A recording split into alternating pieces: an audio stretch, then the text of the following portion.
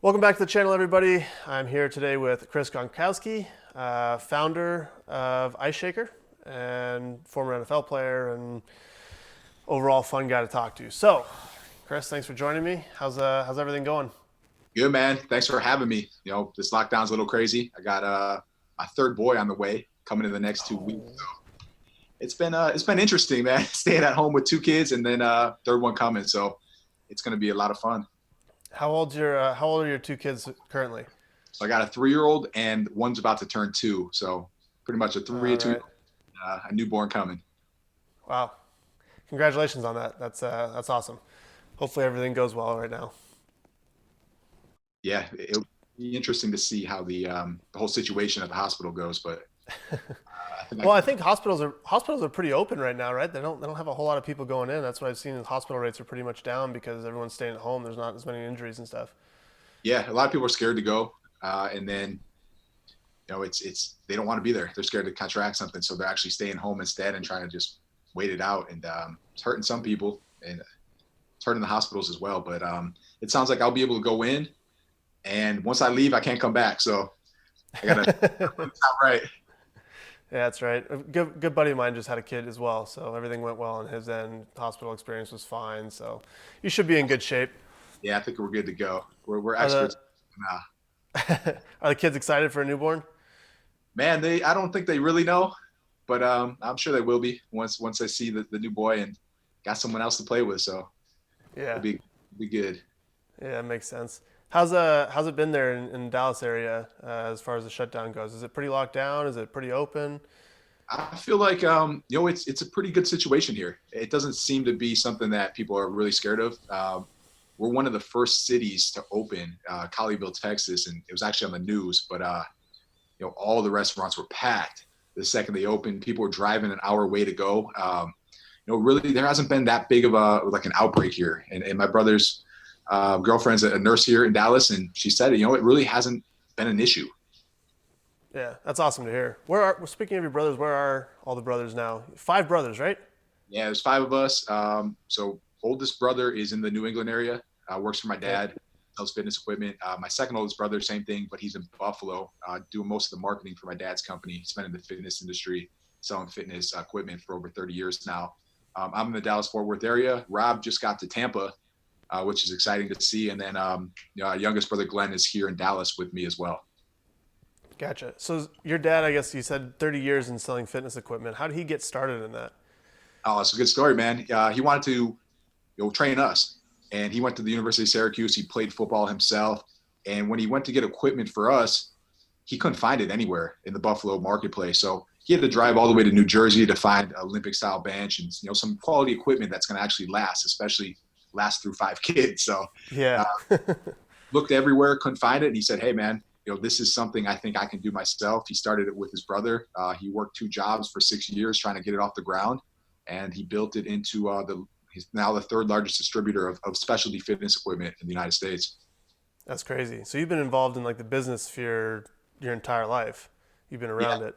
for sure. I grew up delivering treadmills, man, in their city, Buffalo, and it sucked. There's two sides of a treadmill. There's a heavy end with the motor on it, and then there's as a 15-year-old, I was jacked, man. I was pretty big, and a lot of these guys would make me take the heavy end through these houses, and that was all cool until my oldest brother had back surgery playing baseball, and my dad's like, "You guys are not carrying any more treadmills through these houses anymore." So I did that for a couple of years in high school, and it really was a cool opportunity to see my dad grow this business and really see all the things behind the scenes that you don't normally see. How much education was involved in that, like from him down to the kids? Was it something where you guys were playing sports and he was kind of running the business and it was separate, or was it he was kind of involving you in the decisions and educating you about how to run a business and all that? It was separate. The business life was definitely separate. He would bring us in and make us work. We were always about earning everything that we had. So he never gave us anything. If we wanted something, we had to work for it. So we had a paper route as kids. We were umpires. As kids, I worked for him starting when I was 15. So everything was about you're gonna work, you're gonna earn everything you have. But he kept the business separate for the most part. I mean, we did the things behind the scenes for him, but he was always there for us as a coach. So he completely separated business and family life when he could, and he coached us in pretty much every sport throughout pretty much our whole childhood. Yeah. So you grew up in the New York area, you said? Yeah, we were from Buffalo, New York, man. Yeah. I've played a couple games in Buffalo. It's it's a different experience. I'm from LA, so a little bit of a culture shock going there. Oh yeah, yeah. It's I tell people all the time, they're like, "How'd you grow up in Buffalo?" Like I said, man, it was awesome because once I left, everything was so much better. It was awesome. Like, it was so much nicer. It wasn't snow everywhere, and once I went to Arizona, it was kind of that was it. I would never move back just because the weather is tough and the job opportunity, everything. After I left, I realized, hey man, there's a lot more opportunity other places. I mean, I love Buffalo. I love the people. It was an amazing place to grow up. It's a bunch of people that are work hard. You're going to earn what you have, and I think our parents did a really good job of teaching us that, and then we took those values and we saw more opportunity other places. So were you a Bills fan growing up then? Were you Heck part of the yeah, Mafia? we were Bills Mafia all day, and we went to everything. My dad had the four Super Bowl like couch, like the cushions. Then you hang them on the wall. He signed a contract as like a scab player back in the day for the Uh, Bills. He'd hang that on his wall, and we were all so proud of it. And we went to everything, the Jim Kelly camps. We did it all, and we were big fans. And then Rob went and got drafted to New England, and it kind of yeah. all. Bills Mafia was definitely in our blood. I mean, throughout college, my younger brother Glenn was all about slamming people through tables. So we'd go visit him. We'd elbow drop him through a table. Some of his friends through tables. I mean, we had it down. We were Bills Mafia all the way. So Rob has this reputation of being this like kind of he's a party guy. He loves to be out around people. He's a big personality, right? Are all the brothers like that, or does he kind of carry the torch on that end? I would say definitely all of us, but he's pretty good at it, man. So he takes it to another. I mean, I think we all take it to another level. I think we take turns, but I think he's more noticeable just because he's so big, he's so outgoing that people give him more credit for being a party animal than he really is. It's kind of like Uh, every single time he goes out, you know about it. Whereas other yeah, players, you don't know. I mean, a lot of guys partied way harder than him, but you don't even know they're players for the most part. He sticks out so much because of his height and his personality that everybody knows he's there and it always gets reported on. So, man, we like to have fun. I definitely work hard and play hard, but I think it's exaggerated a lot, especially by the media. yeah, yeah. That makes sense. I've had plenty of stuff about me exaggerated a lot by the media, so it's got to be worse in New England. Obviously, that media market's crazy. Yeah, man. A lot of things I've read, and I'm like, that's not even close to being true. But Yeah, they're trying to sell. They're trying to sell papers, man. They're trying to get clicks, and that's what it comes yeah, down to. At the end of yeah, the day, man, any news is good. It helps build a brand. At the end of the day, and I think that all even if it was negative, he has came back and proved that the hard work's gonna beat it out anyway. So you can still have fun as long as you put the hard work in and you do your job and you get your things done. You're allowed to have fun, and that's what it should be about. yeah. No doubt. Walk me through the transition from growing up in Buffalo to then going to college in Arizona. What was that like? What was the culture shock? The weather difference? Like, how was that for you? Man, it was exciting. So we go from Buffalo. I actually got an offer to the University of Maryland first. I wasn't really highly recruited, so I had this opportunity, and it pretty much came down to the fact that I had really good grades. I was going to the University of Pennsylvania. I was committed there. Maryland lost a bunch of players, and they were actually about to go on academic probation. They offered me a scholarship because my brother Dan was there, and I was like, heck yeah, I am taking a scholarship instead of paying 50 grand a year to go to school. So I took that Yeah, scholarship. I was there for 2 seasons, and I ended up transferring to Arizona. But the shock was when I went to Arizona. I mean, whole different lifestyle, whole different ball game. I tell people, they ask us like, how did you get robbed there? One of the number one players in the whole nation coming out. How do you get him to Arizona? A program that hadn't been to a bowl game in 10 years, and everyone thought he got paid or something like that. And we're probably one of the few players that didn't get paid. I can tell you that because when I went to the combine and started training there, I'm like, man, like a lot of guys are talking about getting nice little backpacks and stuff, but yeah, once we got there, the first thing they did was take us to a pool party. and it's a wet t-shirt contest with a keg, and it's one of the apartment complexes throwing it, and I'm like, what is going on right now? Like, there's no way this is allowed. And that was just standard practice. Everyone was going crazy, everyone was having a good time, and like, man, this is a whole different ball game out here. So got us hooked pretty quick, and I transferred there, and then after that Rob came in, and it was kind of a deal where Rob would come there as long as they kept me on scholarship. So it gave me an opportunity to move over there. I actually was I was playing baseball too. I had to sit out a year for transferring, so I wanted to see how my skills still were after sitting out for 2 years. So the baseball team were number one in the nation at the time, preseason number one in the nation, and they pretty much let me on the team just because they wanted Rob to come. So I got to play for a year. I played for a year, sat on the bench pretty much the entire year, and then had to make a decision. I was playing both, and it was too much. It was way too much, and football was kind of always my dream. So after a year, man, I lost all this weight. I mean, I was doing double headers for baseball on the weekend. I had practice all week for football and workouts during the week, and it was insane. So at that point, I just made a decision that I'm here to play football, and I went all in on football. Yeah, makes sense. What was the academics like doing both? Because I mean, I was in one sport and it was hard as heck at UCLA. I got to imagine with all that time on athletics, the academics was tough. Yeah, man. I still say this all the time. It's one of those things where you're like, how did I do it?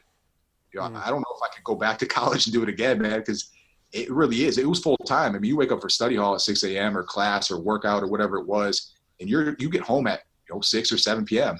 and then you start doing your classwork. It really was. It was more than a full-time job to be a student athlete, and I don't think people realize that. For me, I was lucky, man. I have like this photographic memory.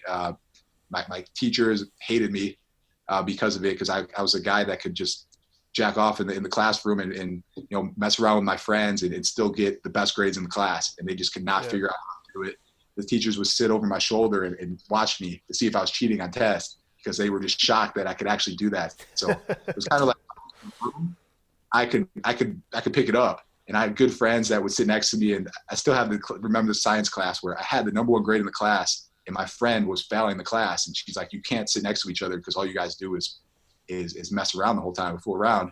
I'm like, "Well, I got the best grade in the class. So how are you going to make me sit in the corner by myself?" She's like, "All right, your friend has to sit in the corner then." In the corner, and he had to get at least an 80, and he could sit next to me again. So he worked all semester. He got an 80, and then he was able to sit next to me. So it just funny stories like that. But yeah, man, it was a grind. It's tough for athletes, and I was in the business school as well. I was one of two football players in the business school, because it's a lot of work, man. Most guys don't want to get into the business school because, man, you got a lot more work to do then.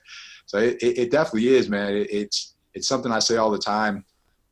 People don't understand how much we had committed to sports, whereas a normal student, their entire day is going towards just schoolwork, and that's it. Yeah, no doubt. People that haven't been through it don't understand the grind of it, the early morning weights, going to class, the nutrition, diet plans, meetings, being exhausted after conditioning, and then having to get into 5 hours of study hall because you got a test the next day, and like if you haven't been through it, it's hard to understand. But I wanted to ask you too about when did you get into? When did you know you wanted to be in business? When, like, obviously going into school and you're in the business school, that's a big decision to make with athletics, like we're talking about. So when did that spark kind of get ignited in you? Man, I never knew for the most part. What ended up happening was, first, I never thought I'd play in the NFL. So I was going in and I was saying, hey, man, I have a free scholarship. I have an opportunity to get the best education that I can. So I wanted to take advantage of that. So I picked the hardest degree I could think of, which was accounting. And I was really good with numbers. So I just figured, hey, I'm going to get the best degree I can. Hopefully, with all these extra credits from, summer school and all that stuff that we did as athletes, I could come out and become a CPA after this. Well, I was lucky enough my junior year to have a good year. Really, that was the first year I started. I went into my senior year, got hurt. I didn't have a great year, but I had a chance to play. So I ended up going on and I got 4 credited seasons, pension, all that as well. So huge blessing for me that I never thought would happen. But during that time, my wife now, who's my girlfriend at the time, she was sick of getting a new job every time I I went to a new team. So I went to 4 teams in 4 years. So for college, I moved 5 times. And so after the third time, she was like, "Hey, I am not finding another job. So I'm going to find a way to work from home." And when that happened, she started hand painting wine glasses, and I'd come home and she'd have them in the oven. And I was like, this is just ridiculous. Like, this is going nowhere. But I said, cool. At least she's doing something. At least it's making some money, right? And they started selling. They started selling like crazy. And I started looking at it and saying, wow, there's this great opportunity here, if we do it the right way. So I ended up getting hurt in camp the next year. And, I started putting more time into this, and we took some of my money and we started investing into commercial grade laser engravers. And I actually was able to, with her business, we were actually able to make more money our first year outside of the NFL than I was making playing. So I got really lucky, man, because the transition from a sport where you played your entire life and you've dedicated your life to outside, it doesn't usually happen like that. Usually guys take years to figure out what they want to do, and then you're taking a huge pay cut for the most part. You're starting completely over at 60 grand, maybe if you're lucky, maybe 80 grand. But for me to accelerate my salary after I left was the greatest thing that could have happened. A ton of hard work. I absolutely grinded, and I was working probably 80 hours a week, but still didn't for me. So that was kind of the first time I fell into business, and it was kind of an accident. Helped her scale it, but at the end of the day, 5 years in, I was like, yeah, this is great. We're doing really well, and we still have the company today. But it wasn't my passion; it was her passion. And so 5 years into it, after scaling it, helping her grow it, and doing as much as I can, I thought of the idea for the ice shaker. And that was something that I loved. It was something I was doing. I was going to the gym every day, sometimes twice a day. And in the Texas heat, the bottle that I was bringing was, it was warm by the time I got there. It smelled awful. And that's really where the idea of ice shaker came about. And at that time, I just said, hey, this is my passion. I know how to do it. I want to take a stab at this. And that's how it started. And it just started as a side gig. It's really all it was. I continued working for my wife. And with that extra time after work, I would just put it into trying to build this company. And, it wasn't easy. It's anything from ground up. Sucks, man. It doesn't matter how big your following is. You can have the biggest following. I mean, Rob could have done it and sent it out to, posted about it to 8 million people. But at the end of the day, it's something that nobody's ever heard of. Nobody trusts it. No one's going to buy it unless, they know about it, unless you do a good job. And, it took a long time to, the first time I posted that, I thought I'd get a couple sales. I got none. At that point, I had to figure out a way to sell it. And that became trade shows. I had to start going to bodybuilding shows and putting in front of people and seeing if this was actually really a legit thing, or if it was just something in my mind that I thought was awesome. So that's really how I validated the proof of concept in the first place, was by going in front of people and just saying, hey, this is this new product. This is what makes it different, and seeing if people would actually buy it or not. And they did, man. And it started to do pretty well. Used Amazon as well early on to also, I thought was a great way to verify if it was something people wanted. If you're able to put it on the biggest marketplace in the US and it doesn't sell, you probably have something that nobody really wants. So I used Amazon early on as well, knowing that, if it didn't sell there, that it probably wouldn't sell, especially on a website as well. And, it did well. It did well on Amazon. I was able to get it on the front page. And it was just all about the grind, man. How do I get it to the front page? How do I get it to sell? What kind of pictures do I need? And everything I was doing was kind of based around sports as well, around that grind. It was, with being an athlete, it was waking up early, putting the hard work in, figuring things out, studying the playbook. I was doing the same thing. I was waking up, I was checking other people's listings. How did they get there? What did they do? What separated them? How do I take better pictures? What do I need to do to get this thing out there? And it just became this massive grind and this, competition to build this product to another level. And then I was, I was lucky enough to get on Shark Tank, and that really took us to another level. Yeah, for sure. I saw that. I'm a huge fan of Shark Tank, so I want to jump into that experience. But before we get there, what was the first prototype like? Like, how did you go about making your first ice shaker bottle? It had to be a fun experience, huh? Man, that thing was trash, and I probably have one around here somewhere. But really, all it was, at the time, there was the other metal shakers out there, but they weren't insulated. So, GNC sold them. A lot of companies sold them, but if you put something hot in it or cold in it, you would actually either burn or freeze your hand. And so I took one of those and I just said, man, this thing's trash, right? And I basically took that same cup and said, hey, can we double wall it and vacuum insulate it like the thermos bottles or the Yetis out there? And I sent it to a manufacturer. He's like, oh yeah, no problem. So it sounded like it was going to be easy. And about 10 to 15 prototypes later, we were still having issues. It actually a metal bottle. We had to go through just a bunch of different seals to try to figure out which one would actually work the best without leaking. Interesting. Am I losing you? Yeah, it kind of. My connection's still good? But yeah, we good. Okay. So awesome. you had to go through 15 prototypes and they were leaking, and how did you get through that? So the biggest concern was leaking, and the last thing I wanted to do, and the reviews I read online about the other bottles was that they leaked, and that was everyone's biggest complaint with the other metal bottles.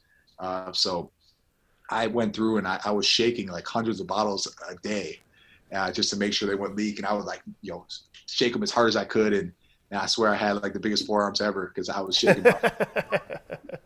So we just kept trying different seals, and I'd buy other bottles as well that worked well, and I check out their seal, how they made it, what type of material it was made out of, and I'd shoot it over to our manufacturer and say, hey, try this, or why is this like this? Dissect it and tell me, why are they doing this? And we'd look at other bottles that were good and didn't have reviews about leaking, and so we tried everything that we could, and we probably had about 10 to 15 different seals, and then we felt comfortable with one of them, and we went with it. And it's one of the best stories ever, because after all that, what we didn't realize was that, we were worried about the seal. I have a bottle here. It's actually a different top, but we're worried about the seal leaking here. When the product finally came in, the pop top on it, which we never had issues with before, wasn't done correctly, and about half of them leaked. So that very first one, after waiting, all the excitement, it took months to get it. It finally gets here, and I shake the first one. It's good. I shake the second one, and you literally could just hold it upside down and it would just pour out, because for whatever reason, the mold for the pop tops, it comes in two pieces, and half of them were done incorrectly, or something happened with the mold and it wasn't sealing. So we had to go through our first entire order and replace every single lid on it before we ever sent any out. No. What was the original order size? We ordered 10,000 bottles to start with. So, oh no. It became it was a couple months of sitting upstairs in our bedroom, open loft area, just changing out lids and putting new ones on. And it was a disaster. Yeah, that sounds awful. Did they all sell though? All the replaced ones? So we sold them all. And I tell people this all the time, like, you have to have passion for what you're doing, because at that point I could have easily just said, man, this was the stupidest idea ever. Let's move on from this, and just took my loss. But man, I was super passionate about it. So we changed out. We told our manufacturer to send us all new lids. We changed out every single lid, and they all sold. What ended up happening was we were probably about $80,000 in sales in the first 6 months before we got on Shark Tank. Once we got on Shark Tank, it's completely sold out all of our stock. So all those bottles were gone. We actually had planned and were able to get a second version of the bottle done right before Shark Tank aired. So we blew through all of our original bottles. Within 20 minutes, they all sold out. So it was a great way to just get rid of old product. Yeah, that's crazy. So what was that experience like getting on Shark Tank? Like, what's the application process like? What's the prep process like? I got to imagine it's a little bit different going through it than what you see on TV. So walk me through that. Yeah, so for me, I was lucky. In 2013, when I was still playing, I had an email come from my agent. And it simply just said, hey, if there's anyone out there that has a really good idea and would like to go on the show Shark Tank, they're looking for former players. And, the show's all about entertainment. So they're trying to build their brand. They're trying to, bring more people in to the picture. So they were looking for players. I think any sport at that time. And so I saw the email and I was like, man, I love that show. I hope at some point I could do this. But I was in the middle of playing. I had nothing at that time. And so fast forward to 2016, when I thought of this idea, I waited a couple months. We were about 3 months in, and I wanted to make sure I had a product that actually sold, and I could, hit them up and say, hey, we have some numbers here. So we had about $25,000 in sales in the first 3 months. And I found this old email, and I hit it back, and I was like, all right, please answer. So I got this answer back. And A 4-year-old email, huh? yeah, she answers back and she's like, I don't work there anymore. And I was like, so she immediately like forwarded it to the correct girl, and she hit me back and was like, hey, we'd love to see a submission video. And so I'm like, all right. So they kind of send over a guideline of what they want to see, what they want to know about, and you have this one chance to make this video. So I go and I think about it. I'm like, let's just make this outrageous, as outrageous as possible. Let's catch their attention. So I put together this video, terrible editing. I'm ripping off my shirt in the gym.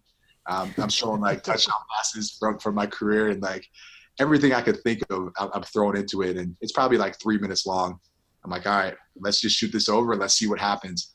And shot it over, and it took a couple days. And then I saw a couple people watched it, and they hit me back that day, and they're like, yeah, that was awesome. We'd love to have you. After that, it wasn't like, hey, you're on the show. It was still like a 6-month process, and lots and lots of paperwork had to be filled out. And then I finally got the invite to go film. But the thing about it is that even if you get the invite, even if you go there, you're still not guaranteed to actually film.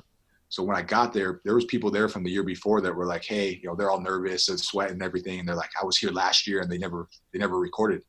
And so I'm like, man, like this thing isn't even a done deal yet. And then on top of that, if you do record, you're not guaranteed to air either. So only about 70% of them that actually get filmed air. So I always wondered, and when I was watching the show to prepare for it, I was like, man, why are these people running out of stock of product? Like this is a once in a lifetime opportunity. Why would you not be ready? Well, when it came down to it, and what I found out was that they don't actually tell you that you're going to air until 2 weeks before you air. And they don't want anyone to know about it. It's like a super, secret. So they do that on purpose. But at the same time, it really hurts you as a business because you have to take a big risk to stock up on inventory. And with that too is, it's not something that airs, at a 1 month interval. It's almost a year process where, the show airs. So you can air in October, or you can air the next year in March, April. And so there's a huge gap there. So for us, it was a risk. Like I wanted to get new product in as soon as possible. I didn't want to be that company that ran out of product, but I had to upfront all the money myself. So I put all that money in myself for inventory. I had to find somewhere to store it because I was still working out of my house, and I had to also start building a team. Maybe I didn't know if I needed a couple people to help me out or not, because it was really just a side hustle at the time. So I didn't have like a team or anything like that at the time. So it was a big risk, but for me, having my family on the show and what I knew they were reaching out for us for, they were looking for entertainment. And once Rob came on the show, I'm like, there's no chance that this thing isn't going to be airing. And we had a great episode. We played flip cup against them, and it was fun. We had offers from all 5 sharks. I'm like, there's no way this isn't airing. So I don't think it was much of a gamble. As soon as we filmed and got done with that, I started building a new bottle, and I was able to get it just in time for the airing of it. I think I actually got it that week that we aired. I had a new bottle.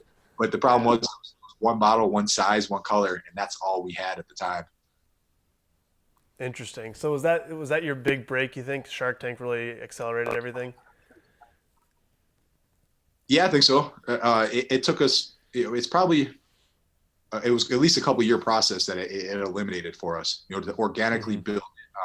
There's a couple ways to do it. I mean, I could went and got funded, or, dumped a lot more money into it and really, really push it hard.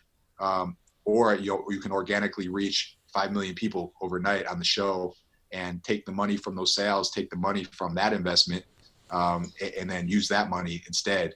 And that's what we did. So yeah, I think it was huge. I think it is a real deal. Like it's 100% what they say it is. The Sharks had no idea who I was walking on that show. And, they really do invest. The money really does go into your account, and the exposure from it is the real deal. People see it. Millions of people see it overnight. It's a proof of concept. For 5 sharks to give us offers and then 2 to actually invest was, this huge proof of concept overnight that, this is an awesome product that, everybody actually wants to be a part of. So I should buy it. It's kind of the show. So you get that immediately. And so, yeah, man, it was huge for us 100%. And I owe a lot to them for it. And what's awesome about it is, we get reruns all the time that spike our sales. We did get the 1-year update as well. So 1 year into it, they came back out to us. We refilmed, and they did the whole update. So not only do we get the rerun on the first episode, we got the actual update, and then we get the reruns on the update. So every single time one of these airs, our site just lights up, and it's like Christmas again. So I wake up, must have been a rerun, man. It's a good day. Yeah. It's awesome. So it really is, man. It's something that keeps on giving too. It's not just a one and done thing. It was a wave. It was a wave for about a month, and then now it's just boom every once in a while. 10,000 views to the site out of nowhere, and you're like, all right, I can do this. Yeah. No doubt. What was it like walking into that room? Were you nervous for it? Do you think football prepared you to like be able to be ready to handle that challenge? What's the filming process like? Because the episode itself is like half an hour or whatever, and there's 4 or 5 different people that present. But I got to imagine it took hours on end to actually film your segment, right? Yeah. So they record. We probably recorded in the room for about an hour, and then Okay. they cut that down to the best 8 minutes or whatever it was, which like 3 of it was playing flip cup. So it really cut it down to really like 5 minutes. But they knew everything about me, from my background, where I grew up, what I did after football, my wife's business, all that stuff as well. And they just didn't show that. And that's the same with everybody. They really cut it down to the most exciting parts. But walking into the room itself, what kills people and what gets people nervous is that when you first walk in, you stand there for 2 minutes, and they do like the whole, every angle shot of you. And so you just have cameras that are just whizzing around you, and you're standing there, and there's 5 sharks in front of you, and they're chilling. And, they make it look like they're staring at you. When I was there, they're sitting there, texting on their phone or whatever, just getting ready for the show to start. So I don't think it was as intimidating as people thought. And I was used to kind of standing under the lights. But the one thing that I think really helped me was that I just over-prepared for it. I watched every single episode. I wrote down every single question that they'd ever asked, and I had an answer for it.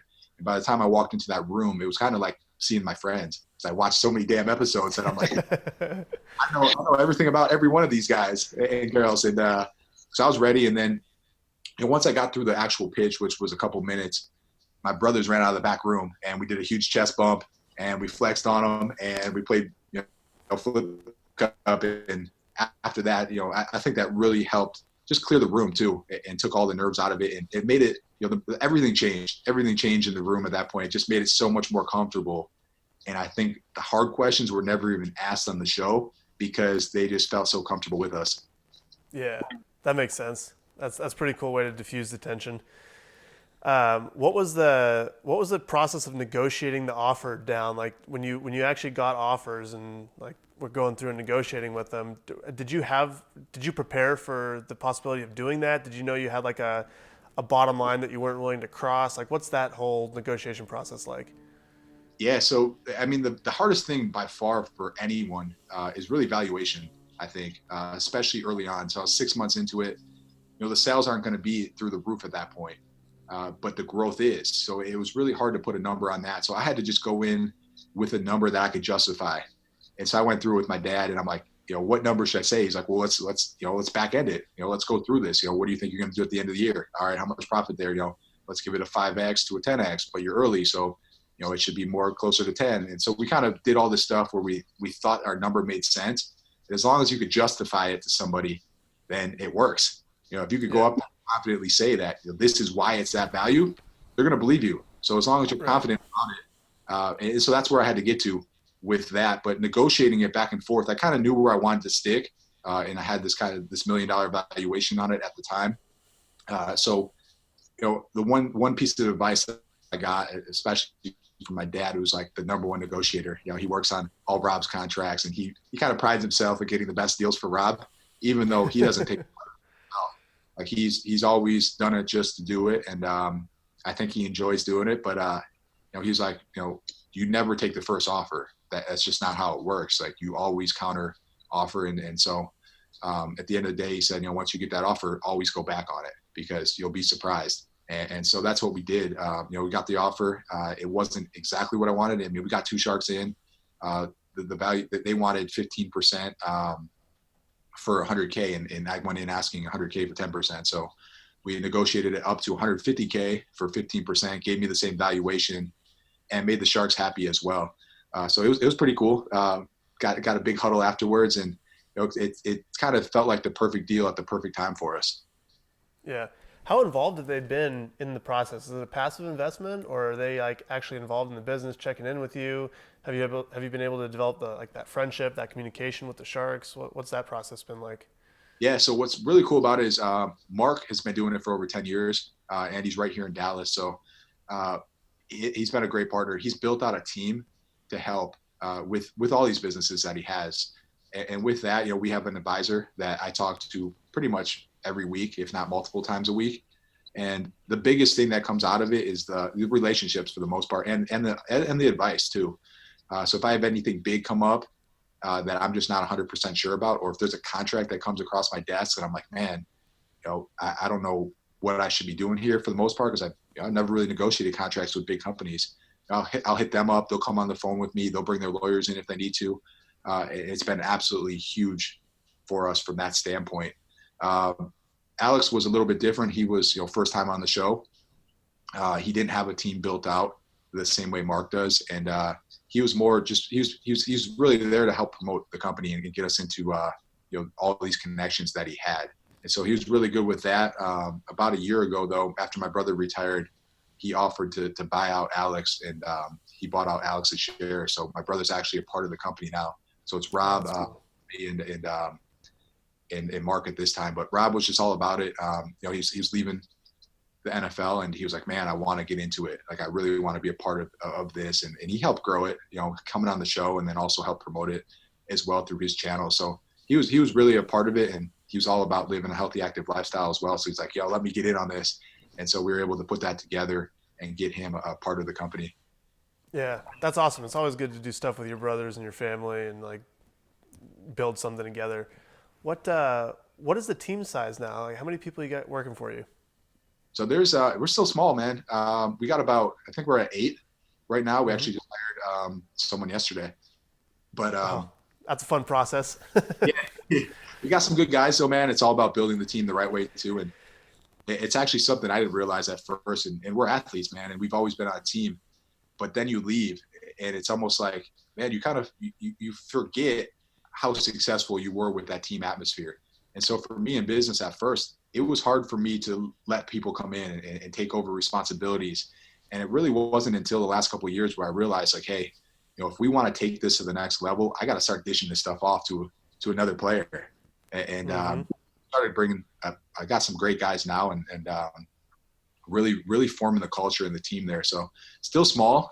What's really cool about it though is that my wife's business is able to help with us as well. So we're able to kind of help each other out. If we get in situations where we're just way too overwhelmed, we are able to move people around and use each other's machinery as well. We both have commercial grade laser engravers now, because we customize a lot of our bottles. She customizes a lot of stuff. And if it gets really crazy, we're actually able to help each other out. And, she has 8 employees as well. So really a bigger team than it looks on paper. Yeah, that's awesome. I think the culture is such a interesting thing because when you step into a new team, football, baseball, and athletics, or whatever, there's a culture there already, right? It's kind of set by the management, it's set by the coaches, the other players that have been there for a little bit longer than you have, or maybe you're one of the players that's been there for a while that you're trying to help set the culture, but you have a lot of people above you always that kind of do that. And then you jump into business, and at least in my experience, it's been like, oh, I'm now the guy supposed to set the culture. Like, I don't know what that's like. How do I go about doing that? How do I get my people to work hard? Do we want to be just all work, no play? Do we want to be like a group of like friends that are just doing this together? Do we want like, what do we want it to be? How long did it take you to kind of figure out, one, what you wanted your culture to be, and two, like how you were going to build things to promote that culture? Yeah, man, that was the hardest thing for me. And a lot of people say like that must have been so easy, like you're a leader on the field and all that. And like you said, man, that culture was already built when you got to that team. And we talked to we started a podcast now as well, and I had a Navy SEAL on. His name was Mark Devine, and he owns SEAL. He says, there's always one team, one mission, and they were trained that way. And he walked into it, and it was easier for him to do that than to then leave and go in civilian life and start on his own, because he had to build it himself. And once everyone started saying this to me, and once I started really looking at it and reaching out to people and saying, hey, what took you to that next level? Like what's really stopping me from, being something like a Yeti or a Hydro Flask, or like these really, successful bottle companies. And the same answer kept coming back to, the team and the culture that you build. That's it. I mean, the product's the same for the most part. I mean, the product, you have a great product, it speaks for itself. Everybody wants it, but what's really separating you? And that same answer just kept coming back with every successful person that I talked to. They said, it's your team. You need to build it out. You need to stop doing everything yourself. You need to take it off your plate. You got to train people the right way. And that one hit me. It was probably like a year ago that I was like, wow, you're right. And that's when this year, and really the start of this year, was all about, hey, let's do this. Let's do everything. Let's really pay attention to detail. And, let's get people in here that want to be here. It wasn't because, like, at first, especially, it was kind of like, hey, you grab your friend and, there's, we need a customer service rep. And even though he hates doing customer service, we'll have him do it because we need to just fill a role, and he's looking for something to do. Now it was kind of like, hey, let's find the right people for the right spots. Let's move him around. Let's find things that people want to do and are excited to come to work for. And that's what we did. So everything's kind of just been changing now. And man, it's amazing when the pieces fit together and the right people are in the right spots. Everything is just so much better and people enjoy it, man. I think the morale is the biggest thing where, you walk in and you're like, wow, it's great to be here. Like it's fun to be here. Everyone's on the same page, and it turns into the same thing as sports. It's that one team, one mission mentality. We're here to get things done, to grow this company, to give people the best customer experience that they can have. And, let's do this together. And that's the atmosphere that we're building now. Yeah. What's the one thing you're most proud of about the culture that you've built so far? Man, it's, I would say, man, no one complains anymore. Like before, it was kind of like, you'd have this big day where you come in and people would be like, wow, there's so many orders on the website, and it was almost like a downer. And now we walk in and we're like, man, there's 1,000 orders on the website. Let's do this, And so you go from that, man, that like completely different mindset, a completely different culture now. And like before, I was almost feeling bad, like, man, like maybe I should slow down on marketing or like, chill out on our sales, which is obviously the worst thing and the worst mindset you could have. To now, like, they're like cheering us on, cheering us on when they get there on a Monday. I'm getting texts like, man, new record on a Monday. And I'm like, yeah, let's go, man. Let's do this. Yeah, that's sick. That's the fun part, right? When everyone's bought in and you're trying to like go to the moon, basically. Yeah, and everyone's a part of it, man. And I think that's a big piece of it too. It's how do you get the whole team involved to figure out the solution or to make it better. So I think we've done a pretty good job with that too, of just making everyone a part of the answer. If they have something to say, I like to emphasize that, we want to hear it. If you're doing customer service, you're seeing the same thing over and over and over again, please let us know and let's find a way to fix it together. If you see a really cool trend and you're engraving stuff and, the same thing keeps coming across, let's make a listing for it. Let's do something on that because, people want it. There's certain things that come across, like, I love you 3000. I didn't know what it was. And one of my engravers was like, hey man, this thing is super hot right now. Let's do something with it. Or, May the 4th is coming up. Let's do something with Star Wars, something like that. And like, all right, man. So it's cool to see them now being a part of it and helping us grow. Yeah, taking ownership of it and feeling invested in the company enough and like a part of it enough that they feel like they can make those suggestions and bring value to the table more than just doing the job, right? Yeah, and that's really where we're getting to, man. And it gets really exciting after that point. Yeah, that's awesome. Where, speaking of growth and kind of taking the next step and stuff like that, where do you see this company going? Where do you want to take it? What's your vision for the future? Man, hopefully to the next level, man. So like we said before, to be one of those top 3 bottle companies is kind of the goal, and we have a roadmap to get there for sure. I think we have some really cool products right now, and really we haven't saturated the market yet. So we grew super fast and we got into all kinds of different bottles and we had over 150 different SKUs. We really scaled back this year and said, hey, what's our main focus and what's our main mission? And we really put that on paper, and that's something I'd really never done before. But we put it on paper and we said, hey, how do we now achieve this goal? So we went back to, the stuff that made us great, the stuff that made us different, why people really come to us, and really started focusing on that and putting our mission into, help people live a happier and healthy lifestyle. So everything we do is a value add. We're not posting on Instagram to put out memes and to be funny. We're posting to give people valuable content that they can use. And that's kind of how we started focusing everything that we're doing. If we can provide someone with a workout, even though it has nothing to do necessarily with a shaker bottle, if we can provide them with a recipe, even if it's not a protein shake, if we could give them motivation on a Monday to wake up, get out of bed, and change their mindset, we want to do that. And that's kind of how we started focusing on everything. So our long-term goal, obviously to keep growing, get to that next level. But really the goal is, and how you get there, is by providing value to people. And that's really what we saw was, you're going to get there if you do it the right way. If we just sit there and we keep pumping product and try to sell and have this 50% off sale and all this crap, you're really not helping anyone, and you're not helping yourself. You're just devaluing yourself. So how can we provide value to our customers, to the customer experience? How can we be different than everybody else out there? And that's how you grow, and that's how you get to that next level. So really make that your goal, and then the money comes, man. Yeah, that's what we try to do here at Momentum too, is we try to give people value and build a brand more so than selling a product. And then with the understanding that if you build the brand and you give people value and you get that grassroots buy-in, down the road, they're going to be with you for life. You create a fan, a customer, a friend for life, basically. And I think that's where a lot of companies miss out. It's about the product more so. In most marketing, it's about the product as opposed to the feeling that you inspire in people, bringing value, like you said, getting them to go out and work out, getting them to live a healthy, happy lifestyle, and then having you guys be the ones that are facilitating that, basically. Yeah. And we live it, man. And I think you live what you preach as well. There's a lot of companies out there, and especially like a supplement company, and the guy's out of shape, and you're like, man, or even a fitness company. If you're selling fitness equipment, you better be looking pretty good. And that was kind of my dad's thing always. And he's in his 60s now, and he still works out every day. And man, you practice what you preach. People know what's authentic and what's not. And if you're not authentic, people read that, and you're eventually they're going to find out. So do it the right way. Do it with passion, and you're going to be successful with it. Yeah, that's awesome. Okay, I got one last question for you before I let you go. I appreciate you jumping on for this long with me. I know you're busy and got a lot to do, but over the next year, the thing you're most excited about with the company, what is it that you're diving into that gets you out of bed right now? Man, a lot of things right now.